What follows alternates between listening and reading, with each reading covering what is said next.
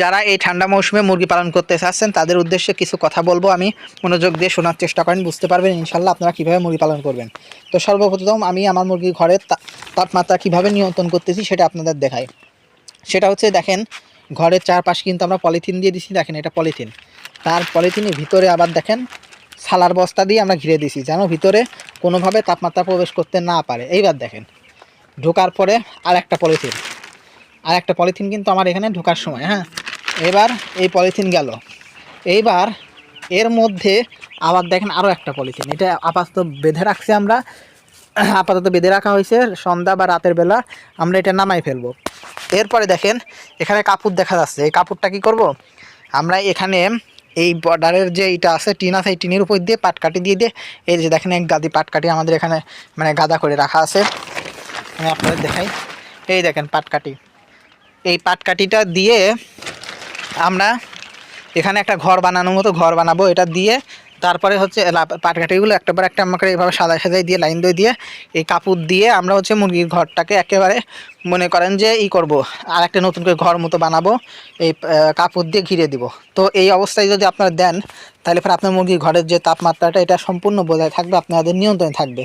আবার বাল্ব দেওয়ার যে বিষয়টা আছে, আমরা দেখেন এখন কিন্তু সব সাদা বাল্ব দিছি ভিতরে, মানে লাল বাল্ব মানে অল্প একটা না দুইটা চলতেছে, 100 পাওয়ারের একটা করে চলতেছে, এটা একটা চলতেছে 100 পাওয়ারের, এটাও একটা 100 পাওয়ারের চলতেছে শুধু, আর বাদ বাকি সব কিন্তু আমরা এখন সবুজ দিছি।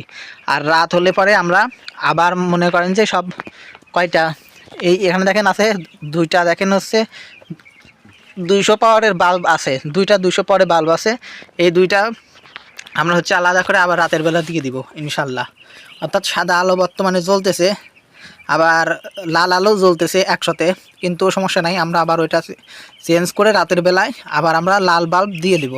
তো এখন বিষয়টা হচ্ছে যে ওষুধ, যদি আপনার মুরগির এই সময়ে তারপরেও আপনার মুরগির যদি ঠান্ডা বা জ্বর আসে, এই ক্ষেত্রে আপনারা আপনার মুরগিকে ফার্স্ট বেড দিবেন, ফার্স্ট বেড ট্যাবলেটটা বা পাউডার যেটা আছে ওইটা ব্যবহার করবেন, ইনশাল্লাহ আপনার মুরগির ঠান্ডা বা জ্বর বা গা যদি অতিরিক্ত গরম হয় সেটাও কাটায় উঠবে। আর যদি আমাশাজনিত সমস্যা হয় তাহলে পরে কক্সিকে ব্যবহার করবেন, কক্সিকেটা অনেক সুন্দর কাজ করে মুরগির জন্য, কারণ কক্সিকেটা শুধু আমাশা নয়, আপনার মুরগির ডিমের যদি সমস্যা থাকে বা অন্যান্য যদি ভিটামিন কে এর অভাব থাকে সেটাও কিন্তু দূর করবে। এই জন্য আপনারা আপনার মুরগিকে ভিটামিন কক্সিকে আর হচ্ছে মনে করেন যে ফার্স্ট বেড একসঙ্গে আপনারা দিতে পারেন, সমস্যা নাই।